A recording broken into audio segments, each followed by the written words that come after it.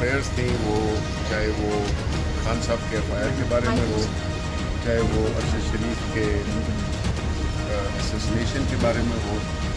یا اعظم فاتح صاحب کے جو انصاف کے طلبگار ہیں وہ اعلیٰ عدلیہ سے، تو وہ ہمیں جمع کرا دی ہے. اور جو بھی ہمارے سینیٹرز تھے، ہمارے MLAs تھے، وہ پورے ملک میں ہم نے یہ کیا ہے. بکاز ہماری توقع ہے اعلیٰ عدلیہ سے کہ جو یہ اس طرح کے بربریت کے واقعات ہو رہے ہیں، اس میں ایک پرامن شہری، ایک پاکستان کی سب سے بڑی سیاسی جماعت کے لیڈر پہ حملہ، ایک پارلیمان کے ایک ممبر کے ساتھ جو ہوا، اور پھر ہمارے ایک صحافی دوست، ہمارے بھائی ارشد شریف کا جو ایک قتل ہوا، جو اس کو شہادت کا درجہ ملا، ان کے لیے ہمیں انصاف چاہیے. اور ہم حیثیت ایک سیاسی جماعت ہم اپنا پروٹیسٹ بھی کر رہے ہیں، اور ساتھ ہی ساتھ میں ہم اعلیٰ عدالت سے یہ توقع رکھتے ہیں کہ انصاف جتنا جلد ملے گا تو یہ جتنی بے چینی ہے، چاہے وہ سیاسی بے چینی ہو یا ملک میں جو ایک خوف تذبذب کی جو ایک فضا پیدا ہو گئی ہے، اس سے چھٹکارا ملے گا. یہ ہمارے ملک کے لیے اچھا نہیں ہے.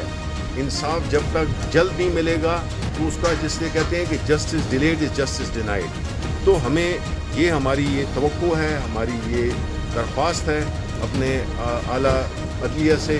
کہ وہ جو ہم نے جو جمع کرائی ہے، جو درخواست جمع کرائی ہے، اس پہ فی الفور عمل کیا جائے، اور تاکہ اس ملک میں قانون کا کوئی جو ایک شائبہ ہے، قانون کی بالادستی کی جو ہم بات کرتے ہیں، اس کا کوئی نہ کوئی ایک ہمیں شائبہ تو نظر آئے، اور ہمیں اس ملک کے عوام کو یہ محسوس ہو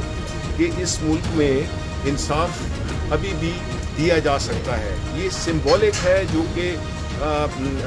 جو بھی ہم نے جو کیا ہے وہ سمبولک ہے، لیکن اس کی بڑی اہمیت اس لحاظ سے ہے کہ اگر پارلیمنٹ کے اراکین آ کے اور وہ اپنی